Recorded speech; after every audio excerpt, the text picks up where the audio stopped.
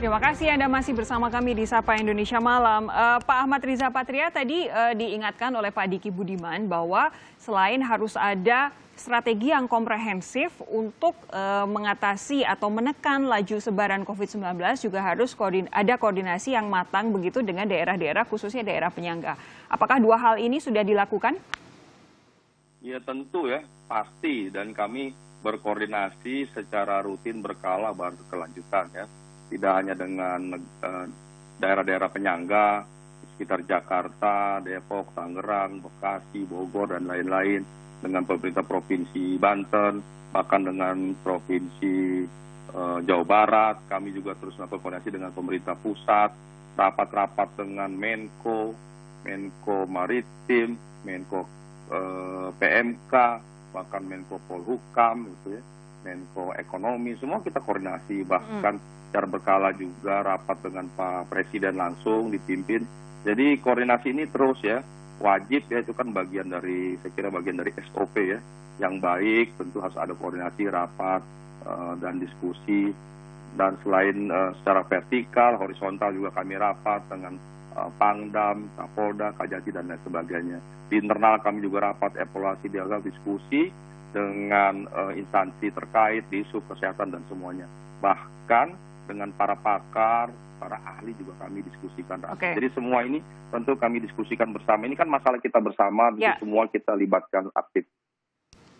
Rapatnya ada, koordinasinya ada, diskusinya ada, hasilnya ada nggak Pak? Karena tadi yang spesifik digarisbawahi oleh Pak Diki adalah ketika ada pengaturan ganjil genap, tetapi perkantoran tidak kemudian dalam tanda kutip dipaksa untuk memastikan pekerjanya yang punya kendaraan ganjil hanya bekerja di tanggal ganjil, punya kendaraan genap hanya bekerja di tanggal genap, begitu Pak Ariza? Ya tentu ya, jadi soal ganjil genap itu para pimpinan kantor memahami dan mengerti. Ini juga termasuk kita mendorong para kantor supaya betul-betul menerapkan supaya kantor tuh di bawah 50%, supaya diatur jam kantornya dan lain sebagainya.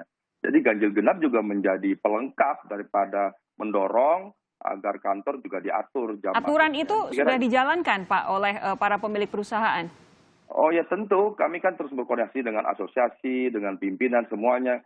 Dan kalau teman-teman siapapun tadi saya sampaikan warga Jakarta, sederhana saja sampaikan foto, video, kirim ke kami akan tindak. Gitu ya. Itu resikonya besar sekali. Begitu juga kalau melihat di restoran, di mall dan sebagainya, ada yang melanggar, atau di kafe dan sebagainya, gitu melanggar silakan. Sederhana saja foto, video, kirim, kami akan tindak. Jadi itu yang saya maksud dengan setiap kepala, mata, telinga, mulut itu ikut membantu, saya kira tidak ada lagi orang. Makanya kami membutuhkan partisipasi publik, partisipasi masyarakat untuk sama-sama bekerja sama bahwa ini wabah yang harus kita atasi bersama dengan cara bekerja sama. Pak Ariza, ini dari catatan kami, mohon dikoreksi kalau salah, ada total terkumpul 4 miliar rupiah denda di DKI Jakarta untuk pelanggaran PSBB dan 2,1 miliar rupiah untuk denda pelanggaran masker saja. 2,1 itu hanya untuk pelanggaran masker saja. Ini di satu sisi tentu kami mengapresiasi bahwa ada penegakan aturan yang dilakukan. Tapi di sisi lain kalau kemudian jumlahnya sampai segini berarti memang masih banyak orang yang tidak patuh. Tetapi juga kalau dalam kaitannya dengan pelanggaran PSBB berarti ada pula tempat-tempat bisnis, kantor, perusahaan yang sebenarnya tidak patuh juga. Ya betul. Memang masih banyak masyarakat yang belum patuh. Tapi setidaknya bagi yang sudah ditindak, kami yakin tidak akan mengulangi. Apalagi sekarang ada denda progresif. Kemudian bagi masyarakat yang melihat kawannya, saudaranya, keluarganya. Pak Ariza yakin denda progresif itu benar-benar membuat warga jera, Pak? Oh ya pasti dong. Siapa yang mau keluar 2-3 kali lipat uang hanya tidak menggunakan masker? Apa sih susahnya tidak menggunakan masker? Dan jumlahnya kan sudah lebih dari 114.000 orang yang melanggar tidak menggunakan masker. Tapi kan itu karena aparat kami sangat terbatas gitu. Apalagi tadi kami minta kalau masyarakat ikut berpartisipasi. Ya bahkan dalam waktu dekat gubernur nanti akan juga melakukan apel, akan mengajaklah berbagai ormas untuk sama-sama bersama untuk menjadi relawan, untuk membantu kita semua, untuk membantu memantau, mengawasi agar seluruh warga patuh dan taat untuk Oke. tidak untuk selalu menggunakan masker. Pak Diki, saya minta tanggapan Anda. Jadi sebenarnya masyarakat ibu kota yang tidak peduli dengan virus corona atau aturannya yang membuat mereka kemudian bisa curi-curi kesempatan untuk tidak peduli dengan virus corona? Mungkin kalau merujuk tadi data BNPB ya, yang disebut ada merasa bahwa dia tidak, jadi artinya ada kefahaman yang salah ya. Mungkin karena selama ini mereka sering mendapat satu informasi yang salah, yang tidak terlalu banyak counter ya dari pihak-pihak yang terkait. Ini yang harus diperbaiki ya. Dalam strategi komunikasi itu salah satunya adalah mengcounter setiap informasi yang salah sehingga tidak terbangun persepsi yang salah di masyarakat. Dan karena membangun lagi satu persepsi yang benar ketika dia sudah di awal salah ini luar biasa sulit. Ini yang memang tantangan tidak mudah. Dan merespon tadi Pak Wagub, saya sangat setuju kalau ada respon misalnya masalah pelaporan aktif dari masyarakat. Namun yang ini juga harus ditekankan pada perkantoran baik pemerintah atau BUMN ataupun yang karena saya melihat ini belum Pak Wagub, ini belum dilakukan. Artinya jumlah orang yang masuk itu saya melihat masih tidak memenuhi apa yang di dalam protokol yang dalam situasi sekritis ini. Ingat bahwa Jakarta dan Indonesia secara umum pola penyakit yang diderita di Indonesia ada sedikit keunikan. 40% dari pasien COVID itu harus dirawat di rumah sakit. Yeah. Berbeda dengan data global. Data global itu 20% dengan 5% yang jadi kritis. Ini artinya lebih besar. Ini ada faktor yang saya melihat bahwa ini sudah bergeser pada populasi yang rawan. Ini data dari Perhimpunan Rumah Sakit Indonesia. Ini sesuatu yang sangat serius sehingga pengabaian terhadap aturan yang dibuat. Aturan saya kira sudah banyak sekali. Namun law enforcement-nya ini yang menjadi kendala klasik di Indonesia dalam sektor apapun dan apalagi dalam situasi seserius pandemi ini karena pengabaian sedikit saja seperti yang kita lihat kemarin kan Pak Gubernur memergoki ada satu kafe yang tidak mematuhi protokol. Yeah. Satu kafe, 1-2 orang saja dalam beberapa minggu itu bisa ribuan. Nah, ini artinya orang yang tertular. Ini dari potensi hitungan-hitungan yang ada. Artinya lagi dengan adanya potensi tadi yang bahwa kasus yang dirawat di Indonesia jauh lebih banyak, tentu ini juga harus diketahui oleh masyarakat bahwa keterbatasan fasilitas kesehatan yang ada, ini Jakarta ini sudah paling bagus dibanding daerah lain, tapi toh dengan banyaknya kasus tentu tidak akan bisa juga kita menghadapi atau melayani pasien ini sehingga perlu ada solusi lain dari pemerintah daerah untuk mengantisipasi ini. Okay. Dan sekali lagi masyarakat memang adalah satu komunitas yang kita harapkan besar, namun contoh-contoh itu ada di public figure, di pejabat publik dalam di Republik ini. Ini yang harus ditekankan ya. Pak Ariza, tanggapan Anda? Ya, memang terkait kesadaran masyarakat, ini memang terus kita upayakan dengan berbagai cara kami tingkatkan. Melalui kampanye, melalui sosialisasi, melalui hadirnya aparat sebanyak mungkin, melalui penertiban setegak mungkin, sebaik mungkin. Tapi sekali lagi, ini berpulang kepada kesadaran masyarakat. Sudah sering sampaikan para pakar, para ahli, termasuk Pak Diki, 80% ya, keberhasilan kita mengurangi apalagi memutus mata rantai ini terletak pada kesadaran, kepatuhan, dan kesadaran masyarakat. Dan aparat kami terbatas untuk itu. Kami mengajak semua pihak masyarakat untuk sama-sama bekerja sama, memastikan bahwa seluruh warga di Jakarta patuh, taat, dan disiplin. Memang ini tidak mudah ya. Jangankan soal tidak menggunakan masker, kita tahu soal narkoba yang sangat berbahaya, hukumannya mati, dan sebagainya masih banyak ya.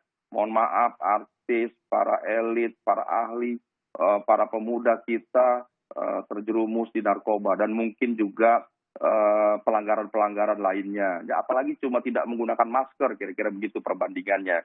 Tapi orang kan harus kita sadarkan, dengan tidak menggunakan masker, itu dapat menyebabkan hilangnya nyawa kita, keluarga kita, saudara kita, warga kita, dan sebagainya. Ini kan perlu waktu yang memang tidak mudah, tapi sekali lagi kita upayakan terus dan tertibkan terus bahwa laksanakan 3M untuk memutus mata rantai. Terkait sarana prasarana rumah sakit kami tingkatkan, kami baru saja merekrut lebih dari 1.174 tenaga profesional kesehatan, aparat kami hadirkan mulai dari dokter sampai tenaga sukarelawan, fasilitas, logistik, peralatan, bahan dan sebagainya terus kami tingkatkan.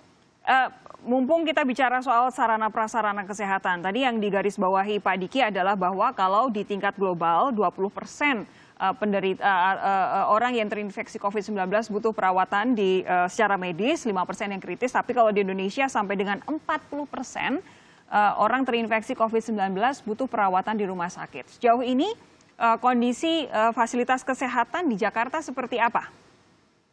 Sejauh ini kami terus tingkatkan dan sudah sepenuh apa tapi Pak? Posisinya yang terpakai untuk tempat tidur sudah mencapai 74% ya. 74% tempat tidur ya? Iya yang terpakai. Kemudian ruang ICU dari 513 sudah terpakai 81%. Dan kami terus mengupayakan peningkatan dalam waktu dekat kami akan tambah lagi jumlahnya dari 513 menjadi 650. Kemudian dari 4.000 tempat tidur menjadi 4.800. Dan semua kami upayakan.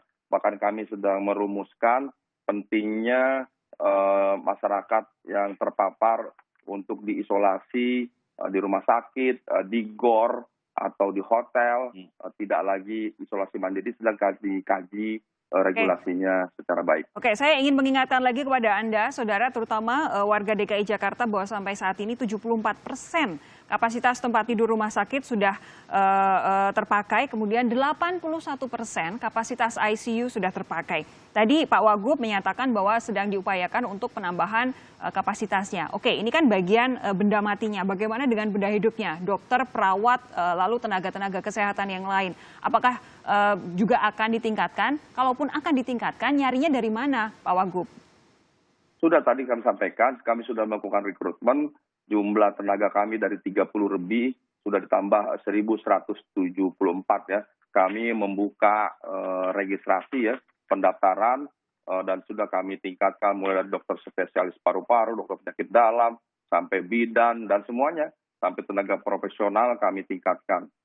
Penyuluh kesehatan sampai surveillance, semuanya pokoknya sesuai dengan kebutuhan secara bertahap terus kami tingkatkan. Tentu bagian kesehatan yang memahami bidang-bidang mana yang dibutuhkan. Prinsipnya kami pastikan Jakarta sampai saat insya Allah ke depan bisa menyiapkan berbagai fasilitas pelayanan sebaik mungkin bagi masyarakat. Terakhir, Pak Diki. Jakarta, ya. Pak Diki, kalau Anda mendengar pernyataan dari Pak Wagub, 74% kapasitas rumah sakit, tempat tidur rumah sakit sudah terpakai, 80% kapasitas ICU sudah akan ditambah, tenaga kesehatan juga ditambah. Ini apakah menurut Anda visible, bisa dilakukan, dan apakah memberikan semacam optimisme kita bisa paling tidak mengawal pandemi ini di jalan yang benar? Ya, langkah yang diambil sudah tepat. Hanya mungkin ingin saya tambahkan, tapi nanti mungkin diklarifikasi Pak Wagub. Ada ide, tampaknya yang saya juga sangat setuju, ada mekanisme di mana orang yang tidak bergejala, orang yang bergejala ringan ini, jangan dikit-dikit ke rumah sakit. Karena rumah sakit sudah overload, ini sudah lebih dari 60% itu udah batas maksimal. Nah, ini mekanisme yang saya dengar katanya mau memakai salah satu menara di Wisma Atlet, untuk khusus yang DKI misalnya yang di karantina mandiri ini, itu satu ide bagus.